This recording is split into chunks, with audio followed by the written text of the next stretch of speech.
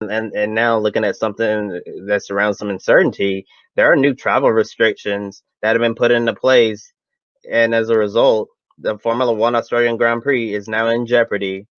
At the time of our show's recording, there's been no official announcement made by Formula One. The new travel restrictions require all incoming travelers to quarantine for 2 full weeks, and this conflicts with preseason testing in Spain for all Formula One teams and drivers.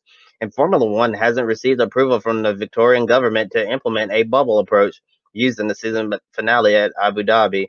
And there are concerns that the vast number of personnel coming, over 1,500, have prevented the bubble approach to be approved, and many are speculating Australia be added to the calendar later on in the season. But given the Formula One calendar and all of it's really going to be a tight squeeze, especially with some of the locations. It'll be a very long flight. It'll be hard logistic wise for them to fit Australia in sometime later in the season.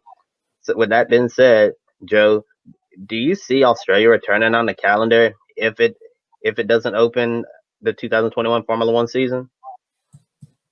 It will be really tricky if they could get it on the calendar because not only Formula One, it's a street circuit, but of course, local governments are going to have to work together when it comes to closing streets down, crowd control, especially with the pandemic. And then, of course, this is an event not only for Formula One, the Australian supercars, they don't want to lose another date. They're going to definitely be trying to advocate for a date that works well for them as well. I think with the supercar series, they're going to be more dependent on if Formula One says this date, they're going to adjust the rest of their schedule to accommodate that Melbourne weekend. But it's going to be really tricky, and especially when it comes to street circuit, road circuits this year, it's still going to be a very delicate situation when it comes to the pandemic and scheduling and crowd control. Yeah, it's going to be a real delicate situation and a fluid situation as well because this pandemic is very unpredictable and a lot of things are changing. And another change that happened today was IndyCar announcing that the Firestone Grand Prix on the streets of St. Pete have been moved from March 7th to April 25th. In Barber Motorsports Park, a permanent road course in Alabama, will kick off the 2021 NTT IndyCar Series season on April 11th. And we've already seen other changes made with Long Beach moving from the spring to the season finale, ending the year with a West Coast swing consisting of Portland and Laguna Seca. As the pandemic continues to get even more unpredictable, should we expect multiple changes to the 2021 IndyCar schedule? I'm afraid so, especially the number of street courses. And we also have first year street course of Nashville. You can always plan an event so much, but once you do the event for the first time, that's where you see little hiccups here and there. So I think it's going to make it where for Nashville, it's going to be a little bit more tricky.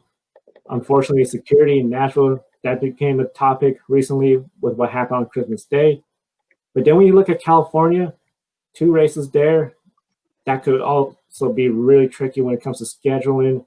Later on, we're assuming the pandemic, the vaccine has everything under control. Portland International Raceway is a closed circuit track, but it's within the city limits. That presents its own challenges. So it's compared to, say, NASCAR, where NASCAR has the ability to say, okay, no fans at the tracks. The tracks are usually located away from major metropolitan areas. It's going to be a little tricky for IndyCar since they do have the higher number of street circuit races and races that occur within metropolitan cities.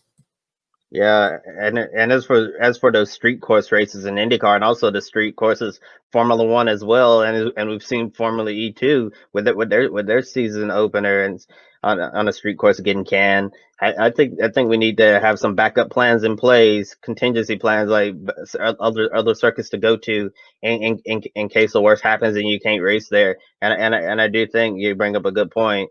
I think the most vulnerable races right now are definitely going to be the street circuits, or in states where restrictions are higher in certain states in comparison to others. And with this IndyCar season opener starting after April 4th, that means week one of the grid ranking won't have any IndyCar drivers scored.